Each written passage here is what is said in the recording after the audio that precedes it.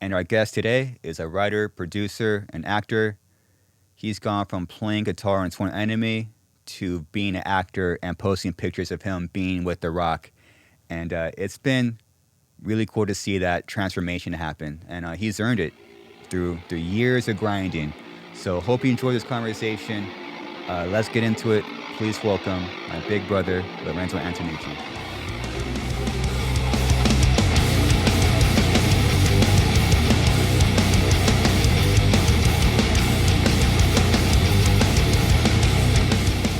Looks great. This sounds great. You know, got the SM7s going. I'm Of with course, you. classic. Yeah. Remember seeing these mics.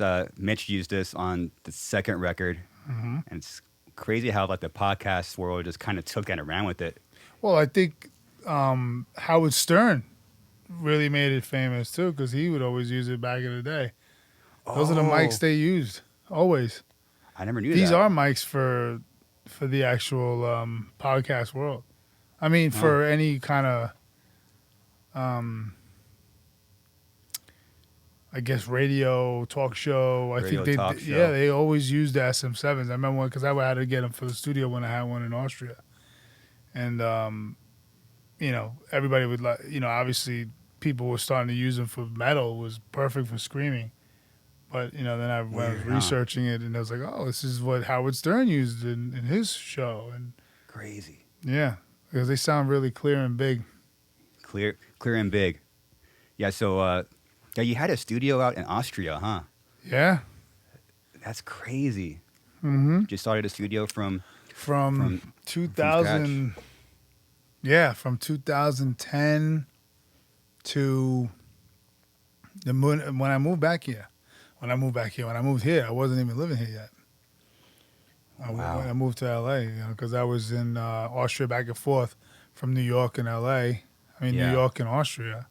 Big change from when the first day I met you, actually in front of this house right outside. I saw that was our first time in a bus, and I don't know whose idea it was to agree to share a bus with East Coast band from Queens, and this big red bus parks, and these maniacs walk out, and that's when I met you, met Sal and Polly.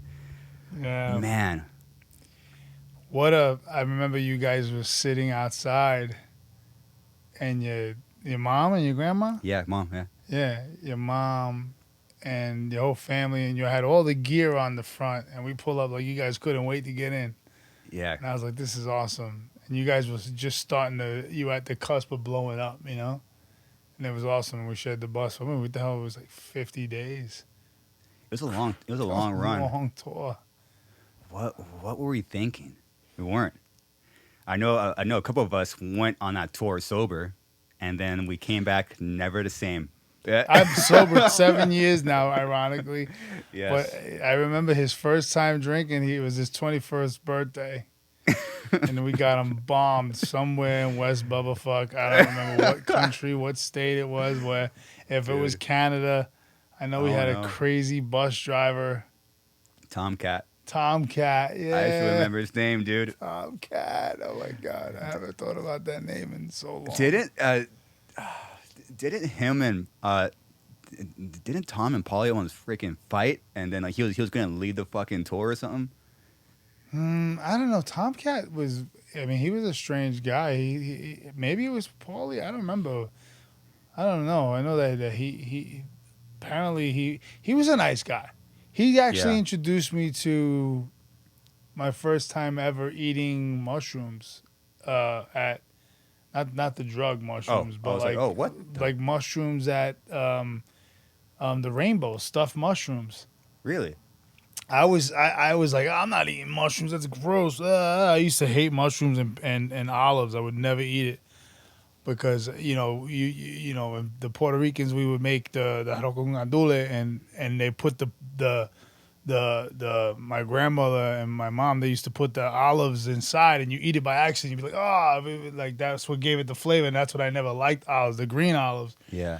So I never liked olives, and I never liked mushrooms until my palate or whatever, my taste buds changed, and I started eating olives in Europe. Yeah. Because I don't know where we were. I was like I don't know if I was trying to lose weight. I don't know what it was. I was like, I'm gonna eat olives only, or I'm gonna eat pickles and olives and drink beer. Yeah. I don't know what I was thinking, but It's healthy. it's healthier. And I ate that somewhere in Austria. I remember something. I remember I was like 29 or 30. I was like, I actually like olives now. But he's the one that was like, oh my God, we're going to the Rainbow. And I was like, oh, okay, whatever. And he was like, they got the best stuffed mushrooms ever. Still to this day, I eat the stuffed mushrooms at the Rainbow Room. They're fantastic. Really? They're the best things ever. They come out scorching hot, but they're like the best mushroom stuff with some cheese and some bacon bits and oh man, it's making me hungry. I haven't eaten all day either. Stuffed mushrooms. Stuffed mushrooms. Wow, I never even seen that on the menu there. It's the best thing. They got that in their pizza, obviously. And they got that chicken. You got great pizza there. They got the good pizza from Chicago. I mean, it's not the Chicago style, but I mean, they're Chicago guys that make good pizza, you know? Is that true that, I don't know if it's the Rainbow Room or if it's the place down the street, how there's a rumor that they ship the water? I mean... Probably just a rumor. I've been hearing they ship the water from New York forever, and... How do you feel about that? I feel like it's a crock of shit. Yeah. I feel like it's bullshit, but then I could be wrong. Somebody could be like, well, here's a YouTube link and then fucking shipping it. I don't know. But I mean, I feel like... Yeah. How bad could the water be, and how much flavor? Does that even sound right? Yeah. The amount of flavor in the water that isn't taken out by some filter in New York. Any filtered water is like the amount of water that isn't filtered here. Then it's like it doesn't make sense. Like it's the water in New York that gives it the taste. I don't know. I could be completely wrong. My friend Louis Lombardi, he's a big pizza nut. He'll probably jump all over. What are you talking about? They fucking do that. I'm like, I don't know. I don't know about the fucking pizza and the thing. What do you mean? So I don't know how true that is. You know, it could be true, or it could be, you know, it could be just some fucking myth, man. I don't know. Yeah, it's weird. It's kind of one of those things that, especially from us West Coasters, it's just kind of one of those things you hear about when you're young, and you just don't question it. Oh, you know, fish is bad for you, and then it stays with you forever. You know, it's like one of those things. Oh, they ship the water from East Coast to here, and that's why the pizza is fucking good. Yeah, I just no idea. And at the end of the day, there's a place on Sunset called Joe's. And then there's Mulberry Street, you know, Richie Mulberry. Richie's a good guy, man. He owns Mulberry, and he's a Bronx dude, and he makes good New York pizza. You know what I mean? He makes really good New York pizza, and so does Joe's. I'm gonna ask them, is this fucking thing with the water? I mean, they're gonna be like, get the fuck out of here. You think I'm shipping water from fucking New York? They're gonna laugh. Yeah, I'm shipping water during COVID. That's what we're doing. I'm shipping COVID water from fucking New York to LA. Get the fuck out. They'll laugh at me. So I wouldn't even ask that because. Yeah, I just think it's a fucking crock of shit. Yeah, I gotta be honest, but I don't know. I could be wrong. You know what I mean? The water in New York doesn't taste any different than the water in LA. You know what I mean? It's just like it both suck. Yeah, no one would know better than you because you've lived. I mean, you're from there, and then now you live here for a extended period of time. So you would know. Yeah, I definitely have an idea. I just can't see water changing the fact that. There's a great pizzeria in Jersey that's, I don't know, 75 miles away from the great pizzeria in New York, but they taste pretty much identical as great pizza. Yeah. And the water is exactly the same in Jersey and in fucking New York. It just doesn't make any sense. It doesn't. You might need to take a hit and then maybe ask your homie on like a good day. Yeah. Just to confirm this rumor. It's definitely a load of rumors, and it's a cool thing to talk about. Hey, they ship barrels of fucking water, New York water coming in. It's one of those things. It makes no sense, but it doesn't. Fuck it, whatever. I don't know. I mean, we should Google it. Yeah. Well, see, that's the problem with Google is that all you got to do is Google it now. You don't have time to think. That's true. And make yourself use your brain and say, well, does it make sense to fucking? It doesn't make sense. I don't see how it would make sense. because I've had pizza in Italy and it's not and it's not New York pizza. It's Yeah. completely a different kind of pizza, and it's completely different. Yeah. And it's a good taste for what it is. And I think the pizza here, I love how we're in a whole pizza I topic love right it. now. Going in I'm on fucking pizza. starving now. Yeah. But we like the whole thing with pizza is, I mean, the whole thing is like, you know, I don't even know where I'm going with it. But at the end of the day, like, I think it's the oven. If it's a brick oven, I think it's the way it's like how crispy it comes out, how the dough and the cheese and the tomato sauce. That's what, you know. That's what the how cheesy it is, and it's fucking when you could snap the fucking slice, Oh, the best. boom, and you got that. You know what I mean? That's how you eat a slice of fucking pizza. That to me is the way it's supposed to be eaten. Yeah. You know? And then you guys in California want to throw fucking pineapple and shit on it. Get the fuck out of here. It's a fucking thing is nuts. I'm crossing my legs this way now. Fuck it. Whatever. I'm crossing it this way now. Do you put ranch on your pizza? Or is that like a big no-no? Hell no. That's a big no-no, right? Pepperoni slices is the only thing I do. That's it. No. That's the only ones I like. No, I mean, I'll eat no any other sauces, pizza. but that's Nah.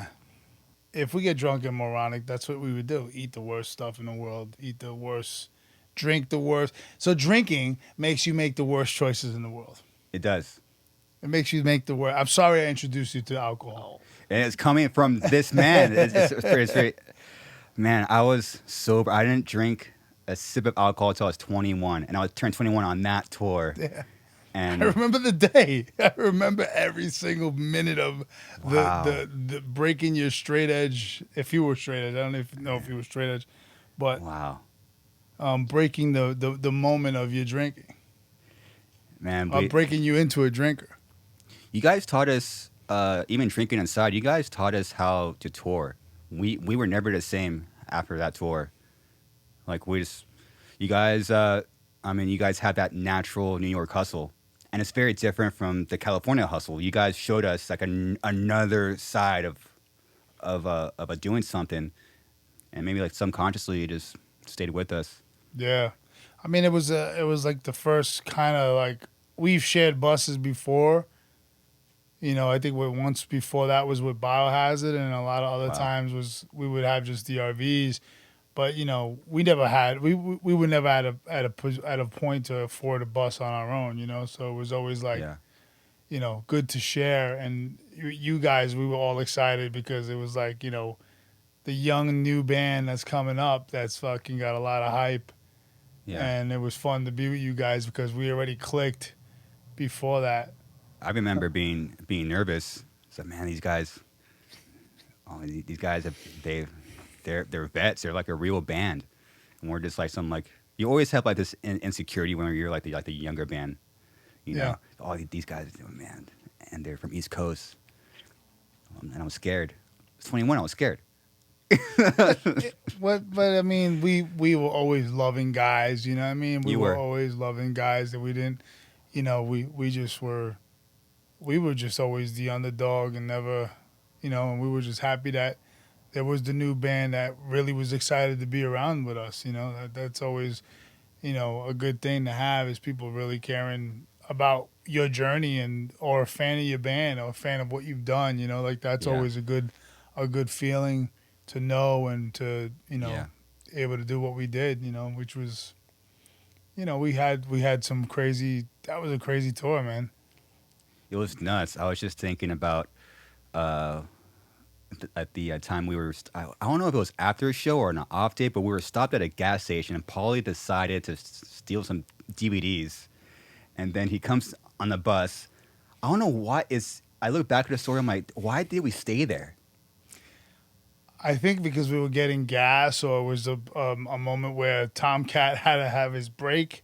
Something. What was the point of it? But Paulie comes back with like 10 DVDs in his pocket, and then next thing you know, there's cops on the bus.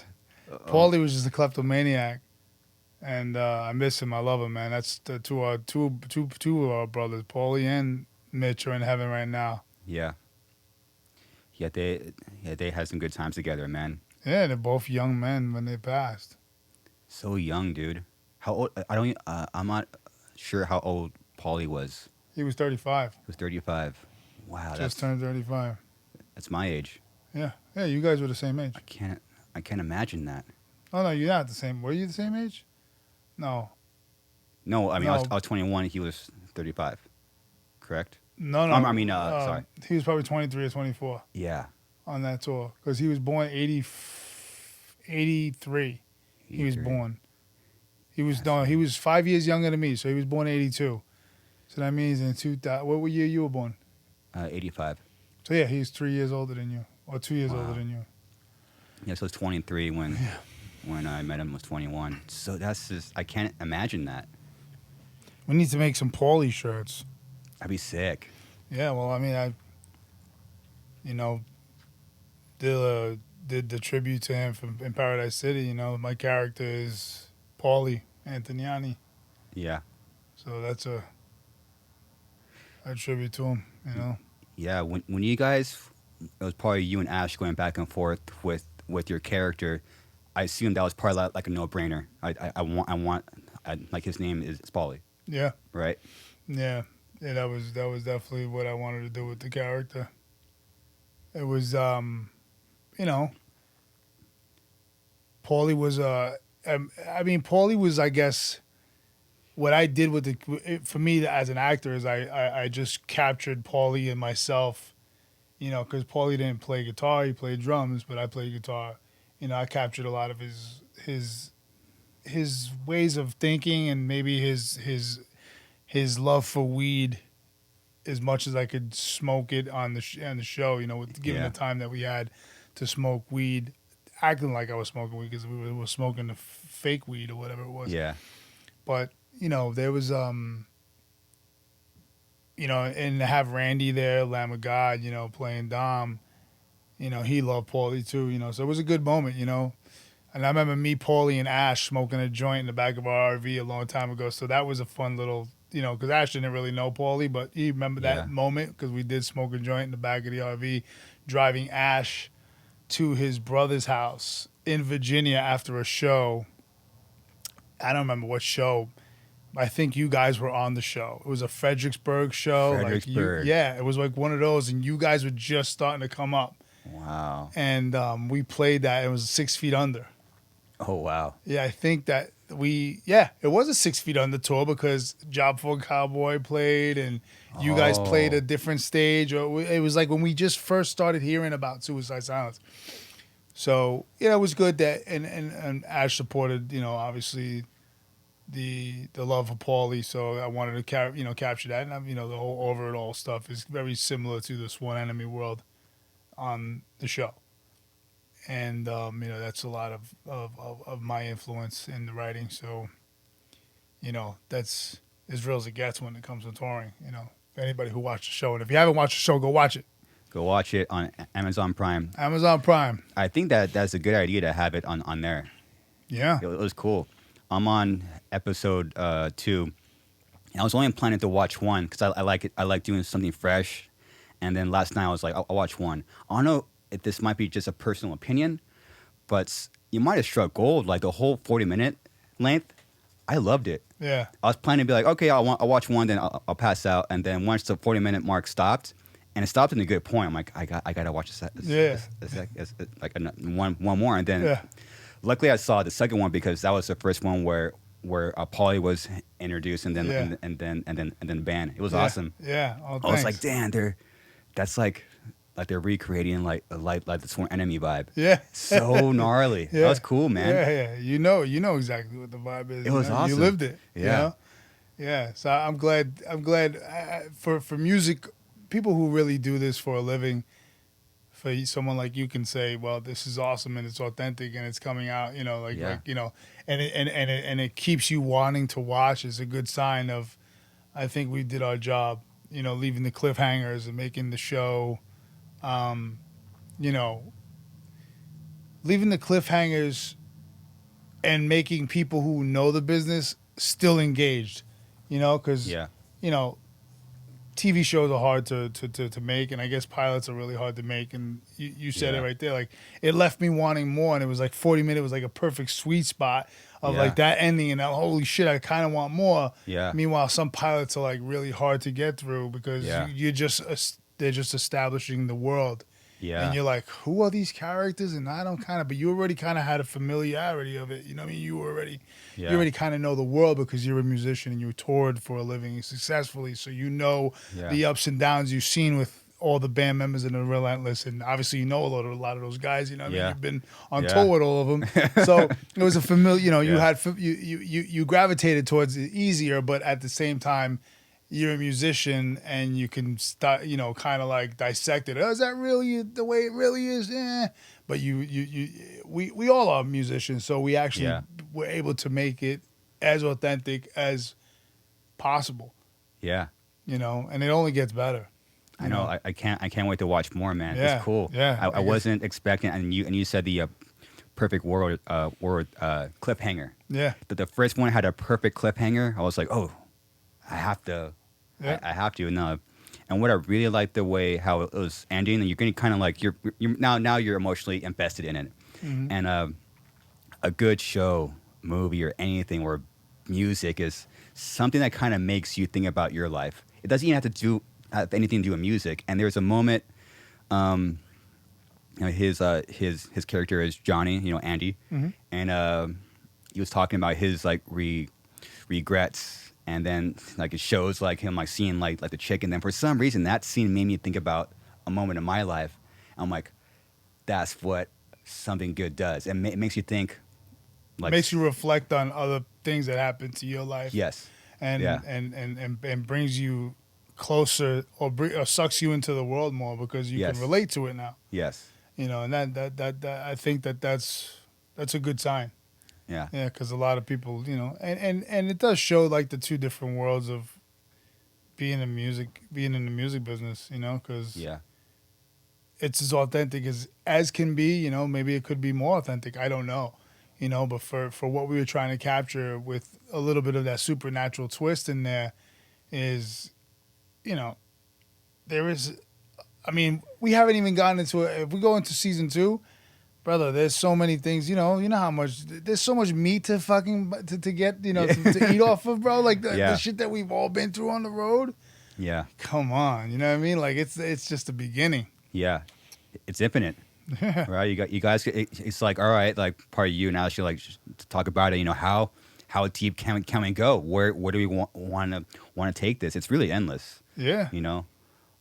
That's the great part of, you know, being able to pull from so many places of realism. You know what I mean? Like, especially things you've lived. You're pulling from all these things that you lived, and it just opens up all these doors. So it's kind of, it's you know, I think that we did a really, really good job for independently making a television show on a scale of a high-end production. Yeah. You know? And that's high-end. We were able to do this, and it was a grueling process. Although we had the best time of our lives making it, it was fun. But like, you know, to get it finally out and into the world was very, very tough. You know, it was very, very hard. There was, you know, there's more than 200 people involved in this show to thank. You know, without those 200 people, we wouldn't have been able to. 200. At least, you know, between the cast, the crew, dude, you know, the post-production teams, you know, like there's more than 200 people, honestly, because there was different, you know, on a daily, we had about 80 people working every day on the show.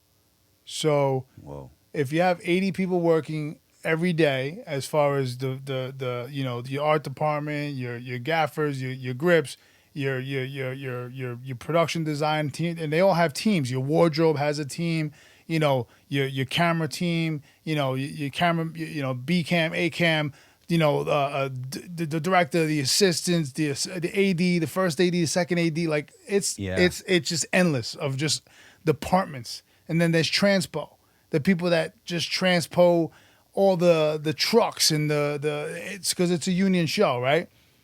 So there's 80 people doing that easily daily. And then you got your cast, and we have a big cast. So, and then you got background. This is not even with background.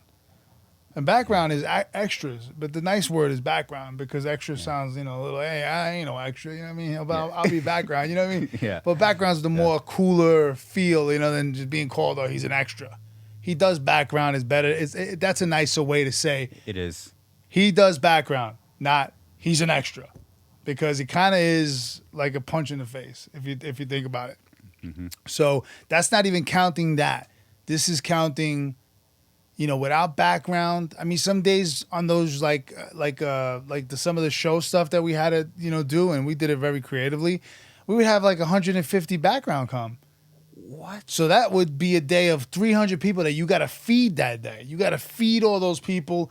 It's mayhem. So all the people that got to coordinate that and help facilitate the areas to keep. Now that COVID's a thing, that's even more when you have that many people. So thank you to the 300 people that were a part of coming to shoot Paradise City. They're the most important.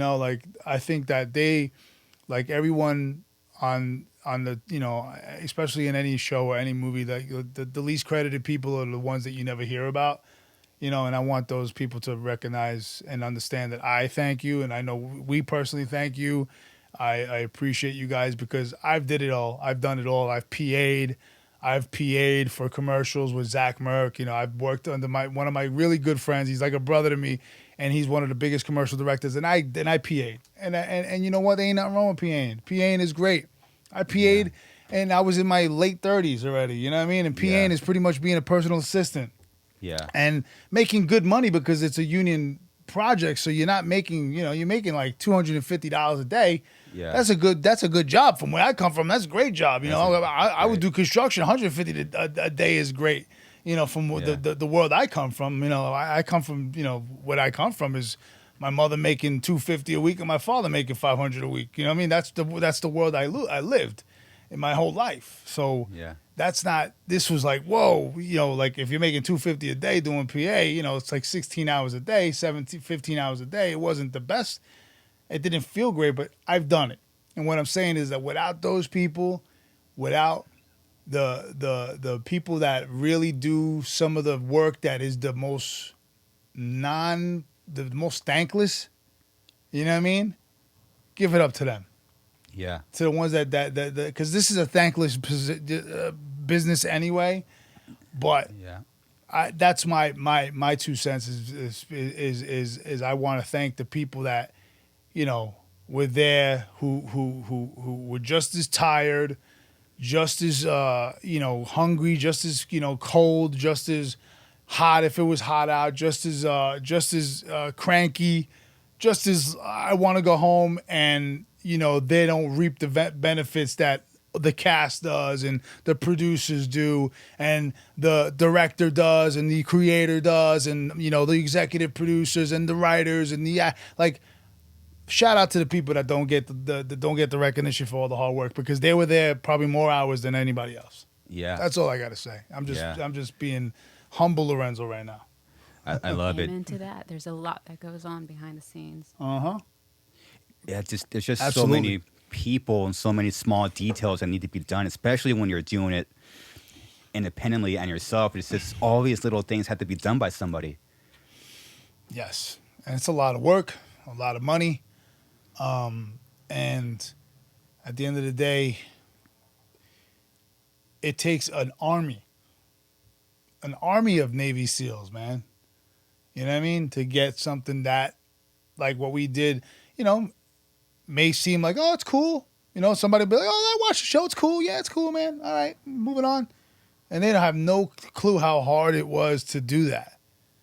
You know what I mean? Like people just be like, oh, that show sucks. And I'm not saying people say anything about Paradise City. I'm just saying in general, when you hear somebody that just has to shit all over a show or shit all over a film or shit all over a band or a project or anything creatively, and they don't know how hard the process is, they don't know how hard it is to make that vision come to life, and they don't appreciate it, and it's just exclude all the haters. Haters, go fuck yourself. I don't want to hear any haters. I don't want that around me. Negative energy, toxicity. Get out of here. There's too many haters out there. Just stop it. Just stop hating. Love, man. Just create and have fun and love people, because what else is there? Hating does nothing but make you hate yourself.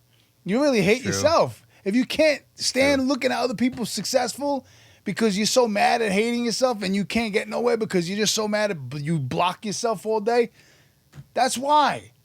There's one thing I noticed that just it's so bad on all levels is a sense of entitlement. When you feel like you're entitled to something, it's horrible. Yeah. You know, I remember like little, you know, if I look back at my career, little moments, little weak moments I had, I felt entitled. Oh, if you start saying I've been around for this long, I should have this or anything like that, it's a lose-lose. It's like, man, so many years I've been around it, but who gives a fuck? It doesn't matter. You know, we're doing what we're doing, and we're all equal. Just because you've been in a band for 20 years, to me, I learned that it doesn't mean shit. It doesn't. It means we're all equal all the time. Yeah. You know? I got a great way to make everybody understand how equal we are, besides anything else. And I'm gonna say it in front of the ladies here, and it's a little, but it makes the most sense. We all wipe our ass equally in the same way. I don't care if you're worth $1 billion, $1 trillion, 100 million, 150 million, or $150. We all wipe our ass and we're disgusted until it's clean. I don't care who you are. Yeah. I don't care who you are, what prince you are. I don't care if you got 10 trillion in the bank. Everyone's got to do it the same way until it's clean. Yeah. That's it, man. That's just my analogy on that one. Yeah. We're all human, man. That's right. God. Well, it's good that you're aware of it and you know and you live that. Yeah. That way. You probably have so much experience in even just like the music industry, how like you either like you're coming up or no matter where you're at, you're in your career, you're around younger bands or older, and that sense of entitlement, you're like, what the fuck? What the fuck you doing, man? Yeah, I mean, I forgot the level of egos in the music world. You know, I know that they exist, and I just haven't been around it long enough. Like as far as dealing with a band that's got a bunch of egos or a band member, I've you know, there's a couple of band members in Sworn Enemy that, you know, had some, they were troubled. You know what I mean? Yeah. And it is what it is, and that's fine. Yeah. I remember some band members we would be on tour with that of other bands, and I'd be good if I never see them again. You know what I mean? Like I'm cool. You know what I mean? Like no big deal. But just because of the sensitive entitlement and who they thought they were, I don't gotta mention names. You know what I mean? But just people like really, and then you look at where they are now, and you're just like, oh, that makes sense. Yeah. So there's a lot of that in the entertainment world, I feel, and you know, I feel like there's a lot of, you know, I think that if you're just a good person, you're happy for when people are doing awesome. You may not be doing awesome at that moment, but if you're happy for that person, it'll come back to you. It'll happen. Yeah. I'm a prime example of starting a new venture, a new career, pretty much in entertainment, pivoting from music to wrestling for that short window into TV, film, and acting. And man, it was a grueling process, man. It was not easy getting the rejection, seeing people 10 years younger than me, doing it for 10 years longer than me, doing so much better than me. And I'm like, whoa, it was very hard to understand that and be like, well, it's all about the amount of time you put in. The 10-year grind is what gets you to the goal, is what, you know, they say. You got to have 10,000 hours in whatever you do to be successful. And then I started to notice, like, now, 2021, you know, 3 years ago, I just did Ballers. And I was like, whoa, this is the biggest thing I've done for TV, even though it was 2 episodes, but it still was big for me. You know, I was like so excited about it. So, and my friend Rob, who put me on, he's like, bro, that was nothing, bro. What do you mean? That was fucking huge for me. I worked with The Rock. You know what I mean? Like, to me, it was the best thing in the world. Yeah. But that's was the parallel. Paulie died that same day, and I'm shooting him with The Rock that same day. That was the worst and best moment in my life. And how do you navigate that? That was brutal. Paulie died that night, and I had to be on set 5:00 in the morning. And Sal called me with the news. So think about that. I'm going to set for my first day. I'm gonna be in a scene with The Rock, and Paulie's dead. That was my day. Fucking brutal. That's brutal, man. Yeah, it was fucking like what? Yeah, bro, it was like the worst, and that was like I've never, it was an interesting, and I don't even know how to. You can't explain how it felt or what it was like. It was just the best and worst thing at the same time happening. I couldn't even. It was awful, but here we are. It's like, and that was where I'm going with how hard it is to get to where you were going. Where you're going is those are, small. Not small moments, but those are those are moments that gives you the hope. Like, all right, even though that was the 2 episodes, that was 2 days of work, that was the best 2 days. Like, holy shit, I'm on 2 episodes of Ballers. It's HBO, wow, and then you still got nothing from there. Nothing's happening. You're still trying to audition, and you wish you could audition for something and nothing's happening. Or you wish you could get for something and you're getting nothing, and the phone ain't ringing, and you're just like, what the? It feels like it gets harder and harder with just these. But those little injections of inspiration keep you going. Boom, boom, boom, and you're just like, I can do it. I got this one. I can do the next one, and then you just got to keep trying, and that's what that's what I think is been the part of the success. Is I never stopped. I never gave up, and even though it felt like I should, I was like, damn, shit ain't. What am I doing this for? But now it's like boom, boom, boom, boom, boom, boom, boom, boom. It's fucking, it's awesome. Yeah, I really like the way you put that. You have injections of inspiration, because that's exactly what it is. You have these random but that keeps you going to the next thing. Yeah, it's like a shot of adrenaline. You feel like you're falling asleep, and it's not. You're not getting to where you want to go, and you're like, what are you gonna do? What are you gonna do? And you're fucking depressed, or you're like, nobody gives a fuck, shit. And then boom, hey, I'm here. Hey, how are you? Hey, and then boom, you're back to no, I'm not. I gotta keep working. Nobody cares. Nobody cares. And then boom, it hits you again. But now it's just constantly starting to.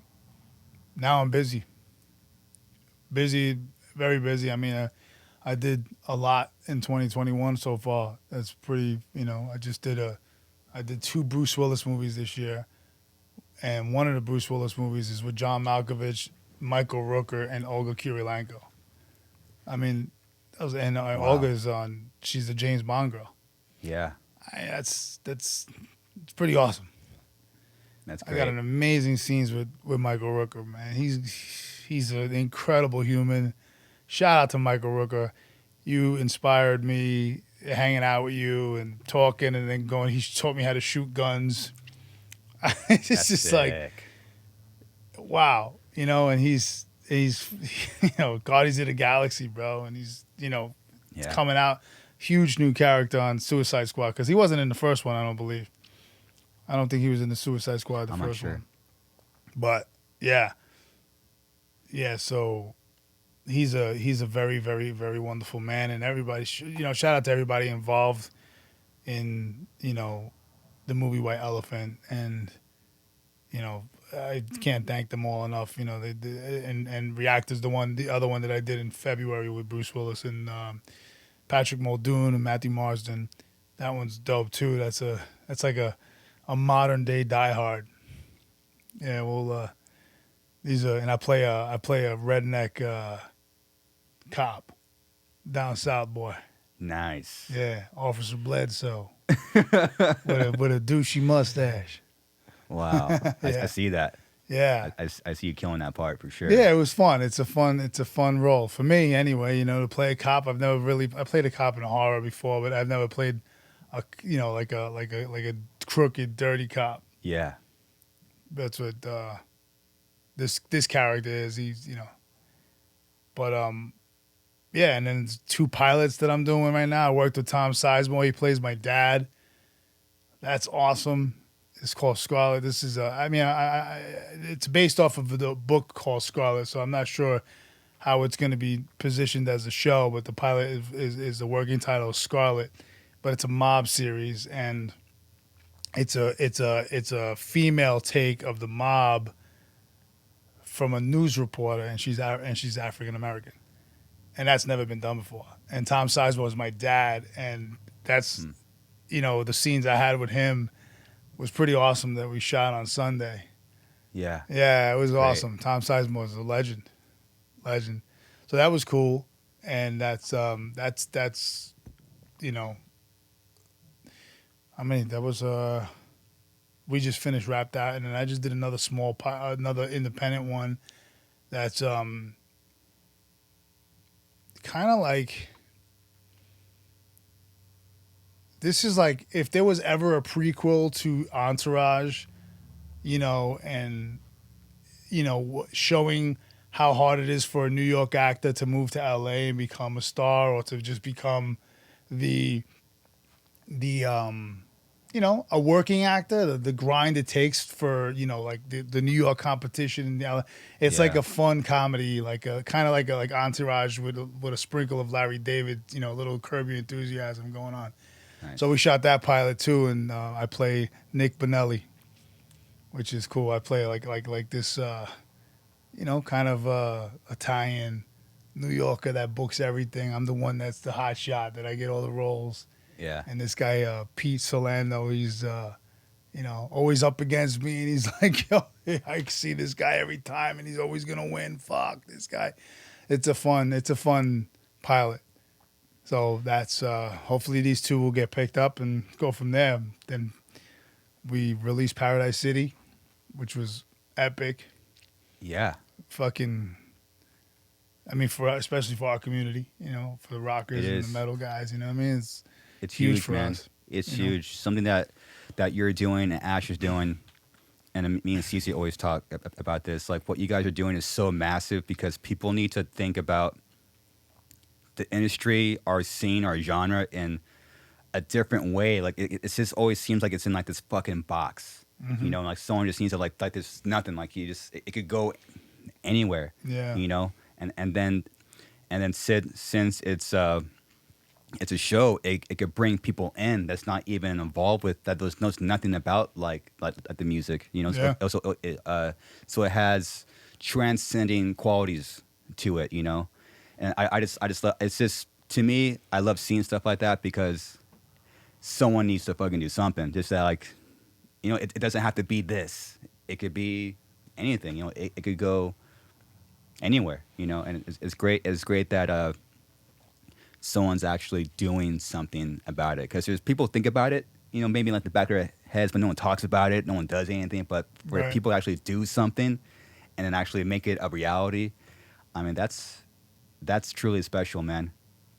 Yeah, I think that that hardcore and our genre of music and metal and our world is an interesting world, and it is inside this box sometimes, and then every time you see like someone like Little John on that evolution of hip hop, he's talking about the Bad Brains and Minor Threat, where his influence, you get like stoked on. He's like, yo, that's just fucking awesome. Yeah. Because those are hardcore bands, from the late 70s, early 80s. Yeah. Like that's cool to hear, the influence from, big producers or big rappers, talking about it, that there's a lot of influence from our music in a lot of the mainstream world, you know. Yeah. Especially Beastie Boys were in about hardcore bands, and they would always jump on stage with the Cro-Mags.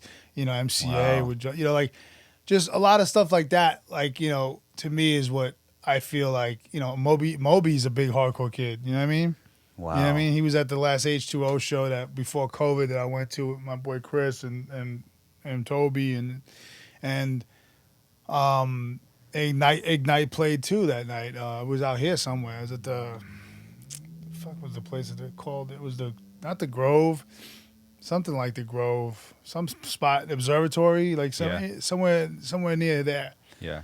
And it's good to see, like big, I guess famous or whatever you want to call them, that they're all hardcore kids. Yeah. And then they were into our music. That moves me. And then there's in this business, there's so many hardcore kids. You know what I mean? Like there's huge showrunners, huge directors, huge actors, and they all came from this world in some ways, of managers that are own companies and stuff like that are all in the TV film world, and they all come from listening to some fucking Murphy's Law or Leeway or some H2O or Madball, or listening to Sworn Enemy or Biohazard or any of these genres, any of these hardcore bands, which is cool to see. So there is a connection, It seems that there is a connection, and there is a way to do other stuff. Since hence Paradise City, it's great. Yeah, it's huge. It's definitely been a crazy journey, and hopefully it continue to grow. I don't know where the music's gonna go now, because it's so hard to tell. What's happening with live events, and are you guys scheduled to tour soon? I mean, we're scheduled to tour in October. We'll see. Right. We'll see what happens. But man, like maybe similar to you, like I haven't worked so hard with music the past 6 months, my whole career. Doing like stuff that's outside of like touring and music. Yeah. Evolving into, I guess you could say, like the digital world. Like this whole thing has been insane. There's just so much little stuff, right? And it just takes hours and hours just to kind of figure out how to turn shit on. Yeah, it's just like it's crazy, and it's good to see you always. Lorenzo was always a name you kept hearing, especially in the scene, because you're always doing something, and that's rare. Right. It was very rare. Like you're always either like obviously like you left Sworn Enemy, then you hear about he moved, now he's getting the rest. Lorenzo is an actor, but it's extremely rare that you keep hearing someone's name pop up consistently. Right. I can't even honestly I can't even think of anyone else that it's been that way. It's just you just kept doing something. How did you do that? I don't fucking know.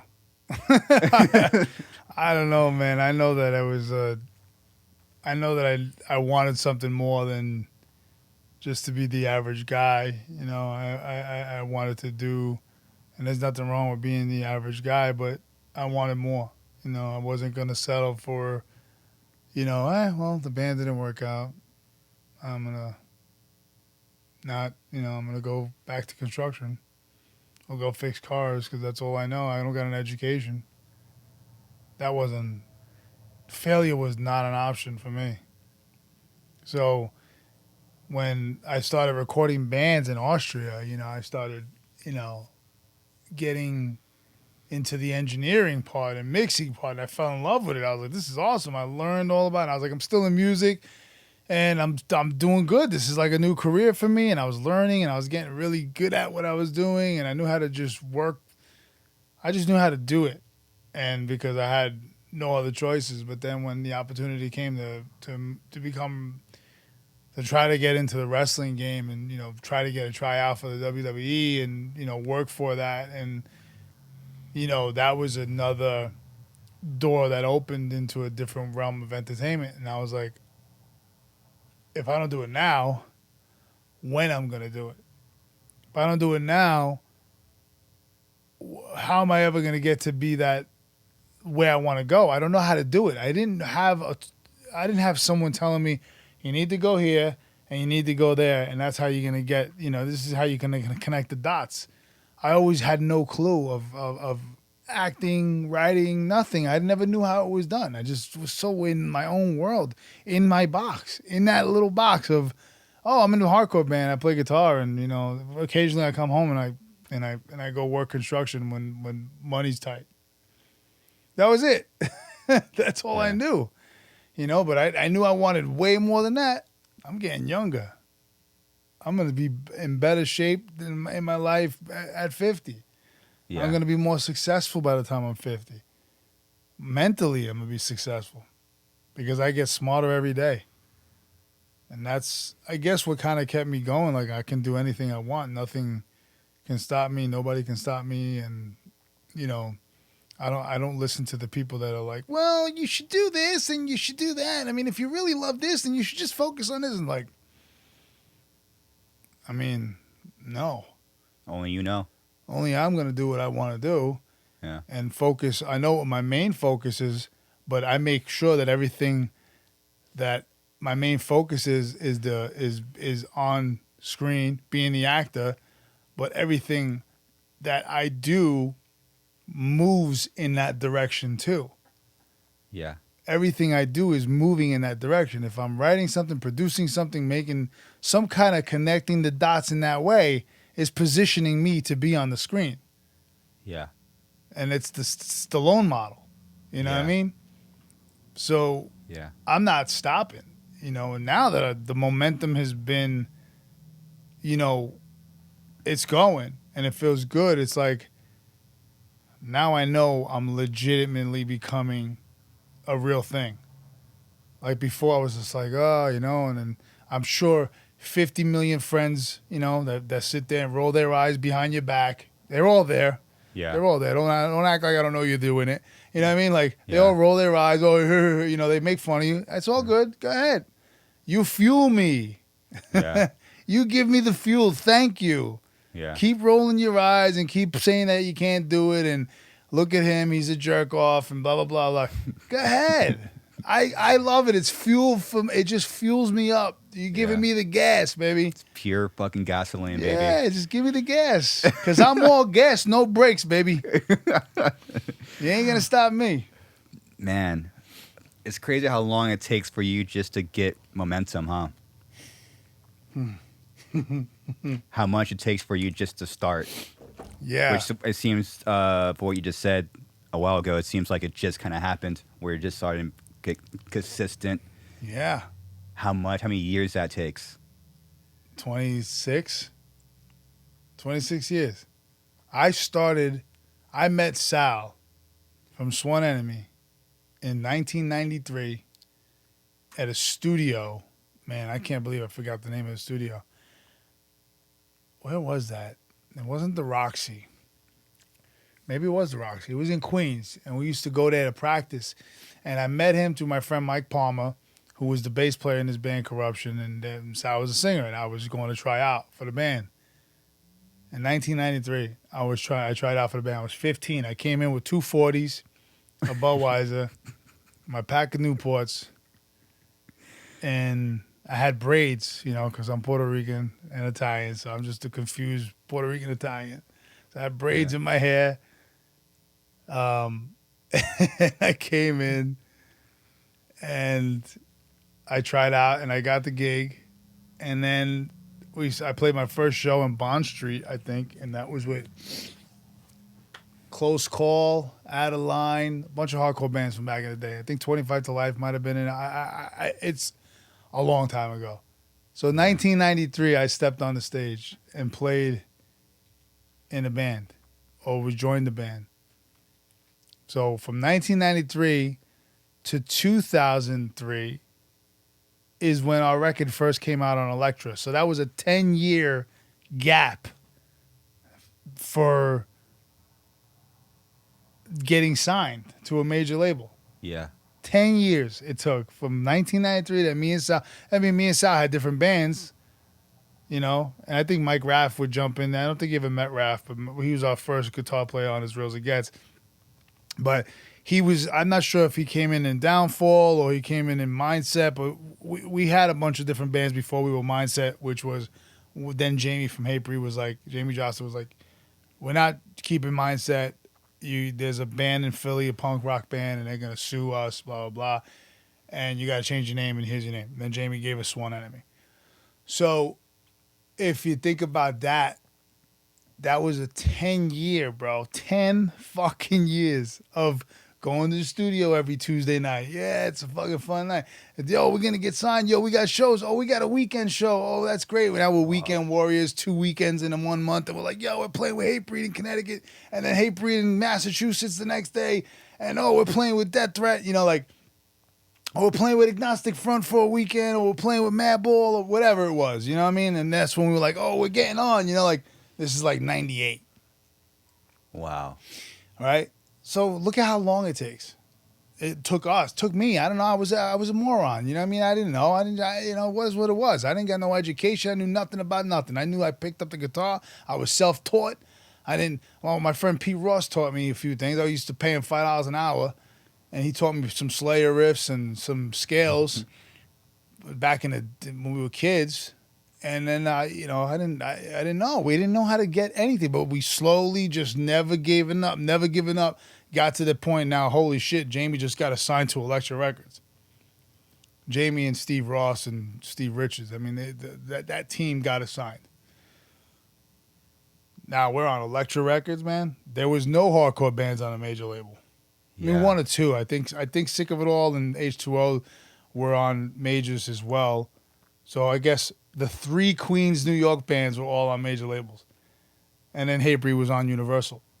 Wow. But then we were the first hardcore band besides Hatebreed to be on Ozfest. And then it started to trickle down into 2004. And then we started to go. You know what I mean? But it was, a short window of that being a successful run too, because then it started to die out. Sworn Enemy had a great moment, then boom, it started to pivot like what Over It All is. You know what I mean? Like that's exactly what the fuck happened. And then just people are miserable. The tours are shittier and shittier, and then you start drinking more. You start drinking more, and you're fucking drunk on stage. Even though I was drunk on stage a few times when it was great, but But then Europe gave us that injection of inspiration. We would go to Europe, and it would be massive. Oh, What? yeah. We're playing festivals. Everybody's singing along. We're selling mad merch. We're fucking headlining. It's great. Come back here. Go, oh, God. Fucking shows a shot. Or they would be good, and some of the shows would be shitty. And then you're like, oh, man, what the fuck?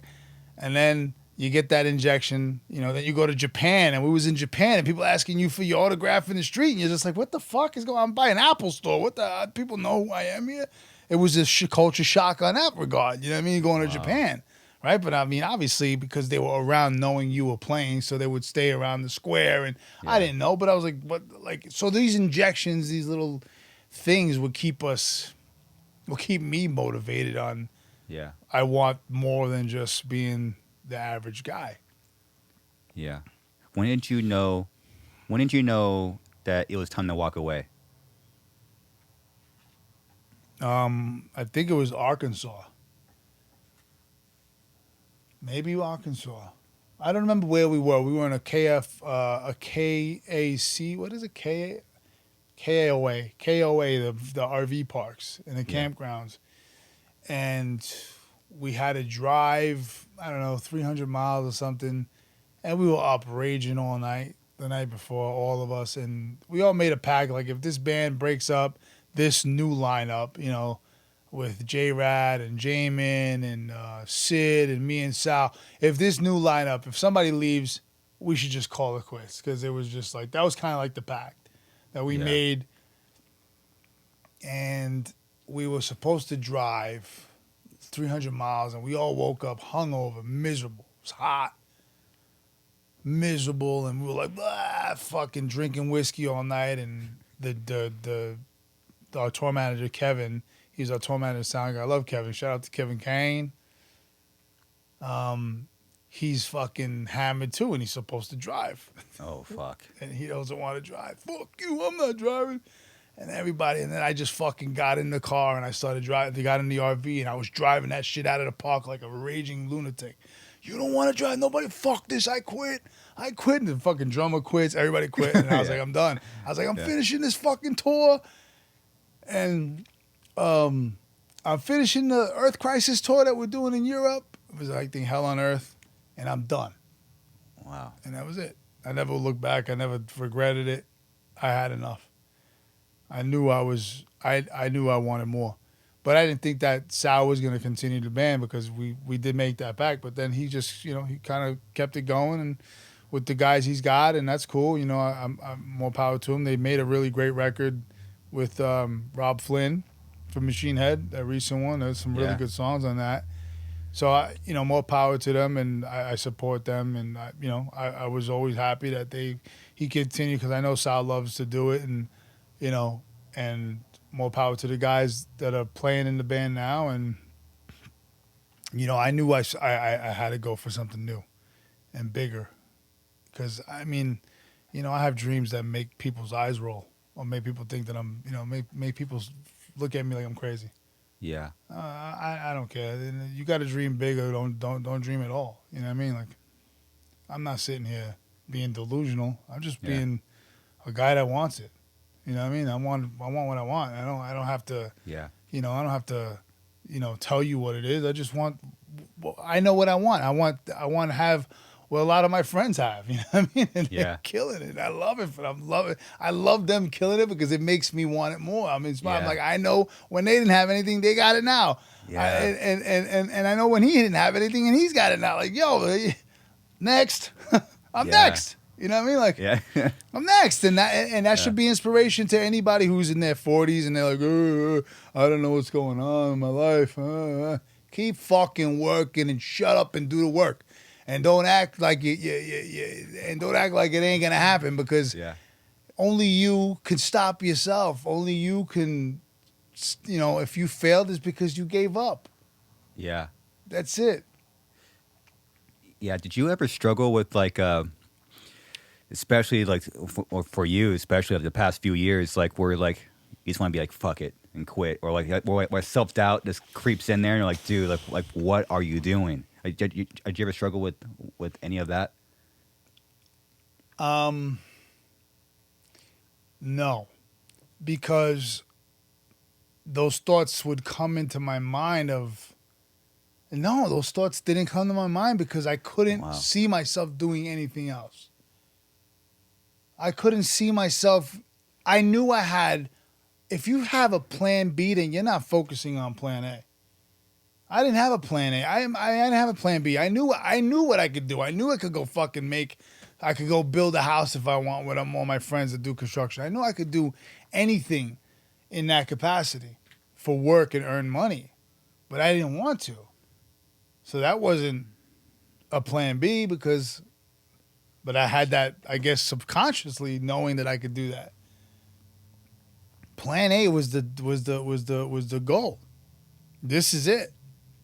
I'm right at the cusp of knocking the cover off the ball. I'm hitting singles. Boop, boop. I'm getting on base, man. You know, soon enough, I'm gonna get a home run and maybe a grand slam. Yeah. I'm out of the dugout. It was hard to get in the fucking dugout. Yeah. It was hard to get there. That took fucking forever. Just to sit in the dugout and watch everybody else play. Yeah. Now I'm in the fucking game. I'm playing with the major league guys. I'm in the game. That's it. Next is the next shit. Like that's how I look at it. Like now I could never give up. I would never. There's no reason. I'm doing it. Like it's fucking. I think that this is the. And to look back at this success, to look back at the journey is what the success is, man. Yeah. I think Viola Davis posted something. That's one of my favorite actresses in the world. She's top notch for me. She, and that was funny that she was at the Gifting Suite the same day we were there, and I was really starstruck about it. Like, I can't believe I just signed a guitar that she just signed, like 10, 15 minutes before we got there.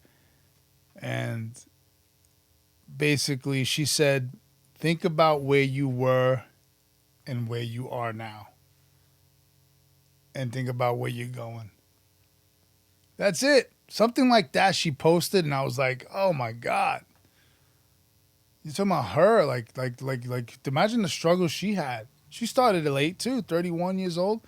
Hey, she went to Juilliard. She went to some real training for acting and all that stuff. And there's no, I think it was Juilliard, but there's no like, shortage of her working on her craft to get to the place where she was. But I mean, just imagine all the obstacles she went through, like anybody else, and now she's one of the best, in my opinion. This is just one of my fan favorites. That's one of my favorites. And when she kind of talks about, what she talks about on her Instagram, or when you see what things that she's posting, and it's just I gravitate towards it, or I could relate to it, and I'm just like, I'm on the fucking right path. Yeah. I'm on the right path. You're on there. I like how you put it to where, like, look where you're at now, and look how far you come, and look where you're going. That trifecta is massive, and I never really thought about it that way. I'm always missing one of them. Yeah, we all do. Huh. We all do, man. We all get bummed out. It's like when you're not hitting at all cylinders, and you're not fucking, when you're not fucking crushing it, and you're just like, man, it's fucking brutal. Oh, fuck. Shit. What else can go wrong? Sucks. It sucks.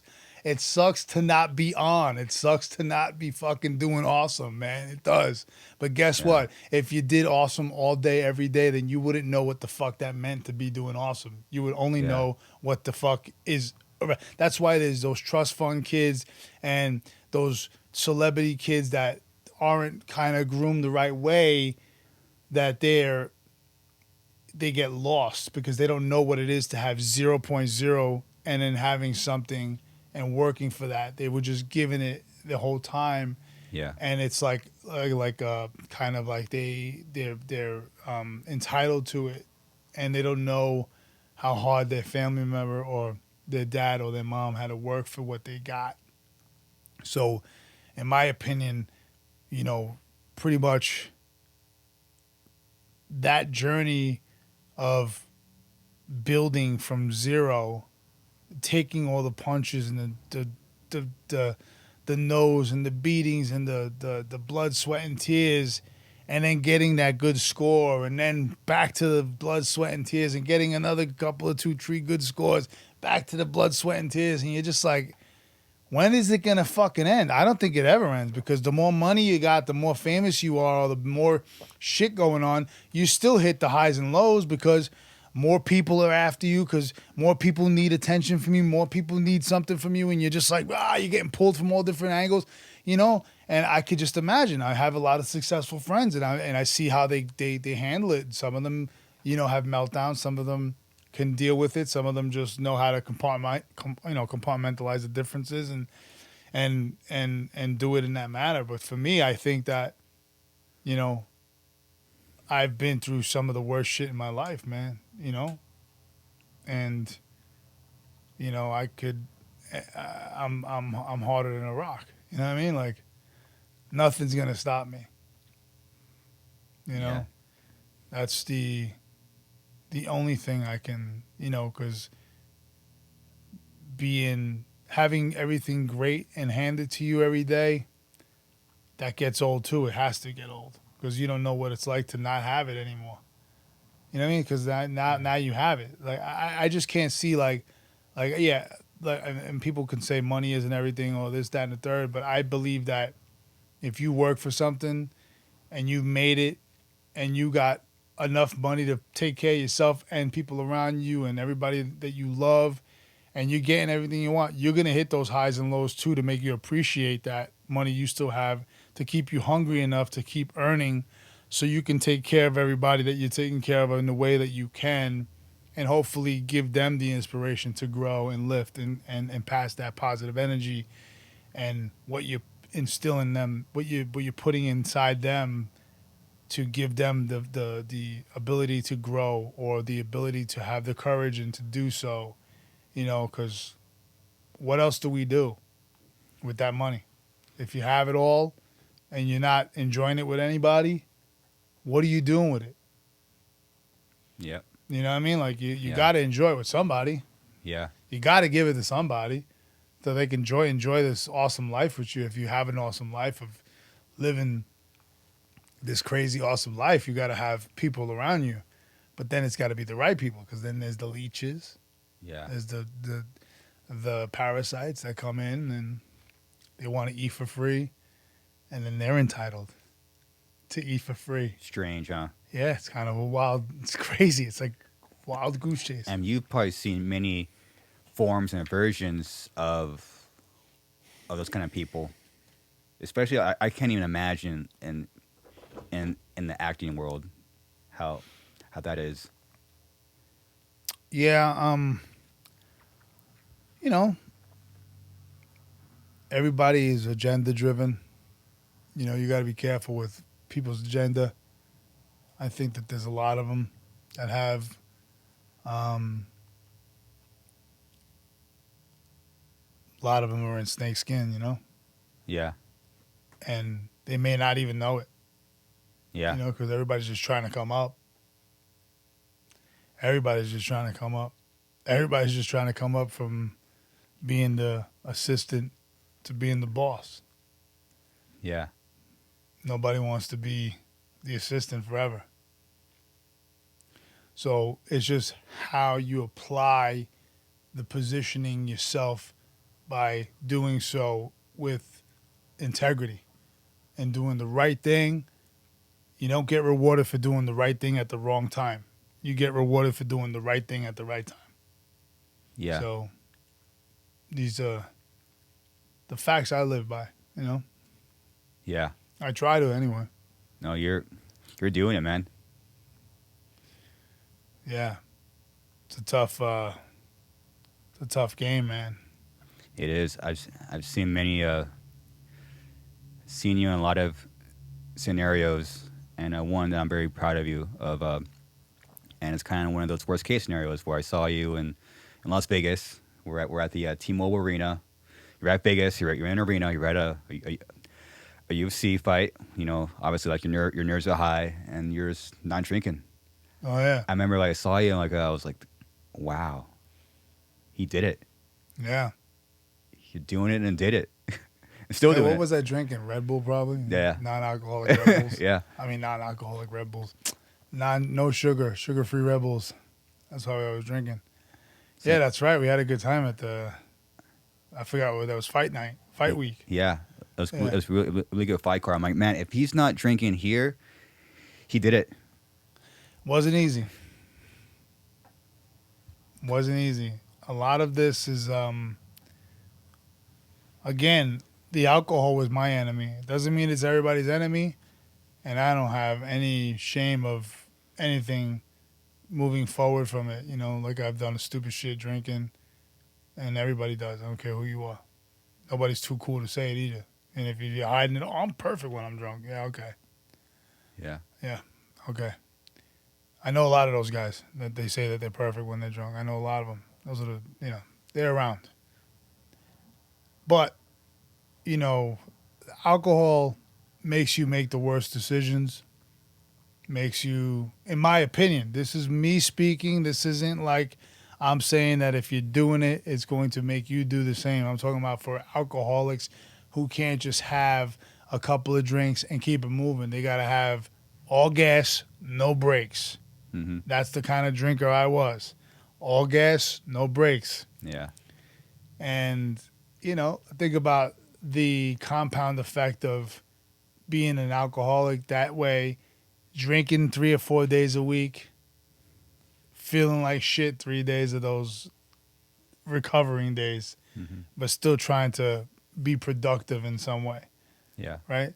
So if you take those 3 days and you compound those 3 days out of the entire year, how much of the year have you lost? Hangovers, sluggish, I'm on the couch, I feel like shit, I don't want to do nothing. You compound that over 3 years, you lost Yeah. 2 years of your life of doing nothing. Yeah. That was an easy indicator for me to say, I'm done drinking. I'm done being hungover, and as you get older, after 35, the hangovers were worse. I was like, what the fuck? They last 3 days. Yeah. They're fucking miserable. So I was like, And then with you have to be laser sharp focus.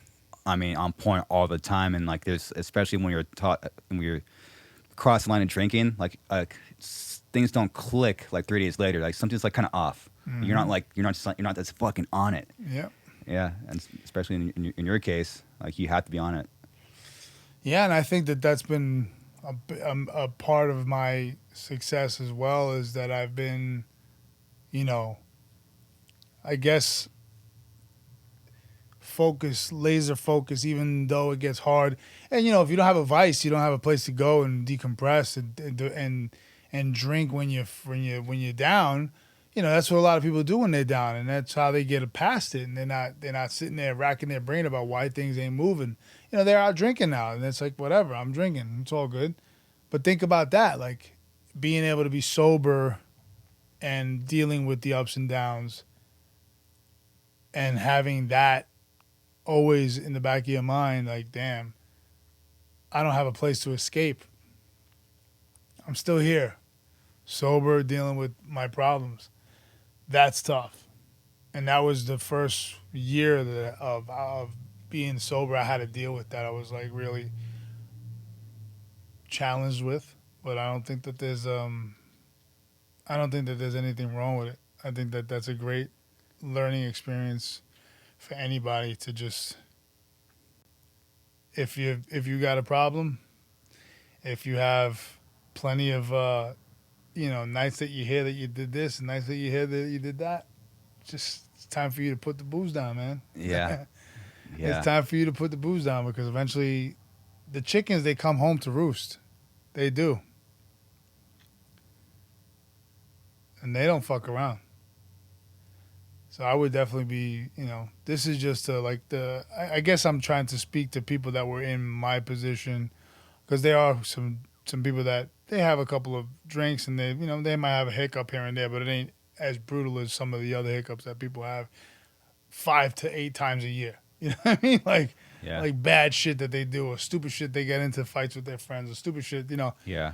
You don't need that in your life, and it's just poison. Yeah. So at the end of the day, here we are. Like, I'm just trying to inject any kind of inspiration into somebody of just like, hey, you could be, it could be worse. Drinking doesn't solve any of the problems, and that's just in my opinion. And drinking's it's a bunch of empty calories and makes you look old. Yeah. Yeah. And you got sober, and then you finally you're able to lose the moose, Yeah. Losing the moose. Dude, I used to love those videos that you would post, man. You got to lose the moose. Yeah. You want to eat like shit, you're going to look like shit. You want to eat clean, you got to look lean. That's you eat clean, you look lean.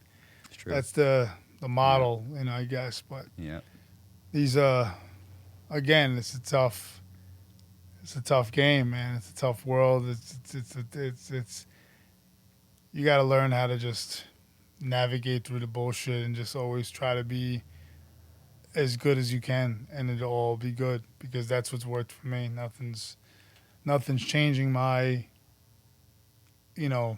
nothing's changed my path, because I've been just constantly doing the same thing, and it's just keeping me elevating.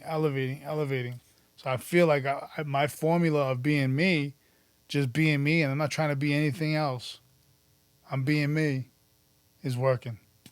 So as long as you're true to yourself and who you are, I think that that's what's beneficial for any artist, as long as you just stick to your guns and you do what's right for yourself, and you can make educated decisions that you got to make to boost your career, or to do, to brand yourself as a bigger, I guess, brand yourself for the in a commercial way, I guess. I don't know how you would want to utilize that for, depending on what lane you're in, you know what I mean? But, there's ways to do it with taste and not coming off looking thirsty and forced and fake, I think. Yeah. Well, big brother, I don't want to take too much of your time, so let's end this one on a high note, and that was pretty high. Dude, thank you Thanks for having me, for brother. for your time. It was cool that I met you here. It's 15 years ago, and now you're back here, and you're you. Yeah. You're you. Yeah, man. You know, It was awesome talking to your mom. that was badass. Yeah. Well, until next time, where can people find you? Lorenzo Antonucci Jr. is my Lorenzo Antonucci Jr. for Junior is my Instagram handler. At Real Antonucci is my Twitter. Lorenzo Antonucci is on Facebook. I got LorenzoAntonucci.net is my website. There's a few other places you can check out my Antonucci Pictures. Follow me on Antonucci Pictures. That's my production company that I just started. Soon to be having some stuff come out. With my branding it through my company, trying to grow that. Because I do have my own stuff happening in the back of my head somewhere back here it's living. Shout out to everyone a part of the team. Shout out to my manager. Shout out to my PR, Jasmine, Melissa, Camille. Shout out to everyone that's been by my side since day one. I love you. Shout out to you. I love you. You know what I mean? Like, we've been doing this a long time, brother. Love you too, man. Yeah. And everybody who believes in anything that I'm doing, I appreciate it. And, this has been an awesome journey to get to this point right here where I'm sitting here with Garza in Corona, California. It's a beautiful thing. Yes, and it is. And we're just beginning. It is just the beginning. It's crazy, huh? Yeah. I'm 23, not 43. Well, you are definitely a very handsome man. Oh, thank you, Love stud it. you. All right, everyone. See ya. Later. Peace.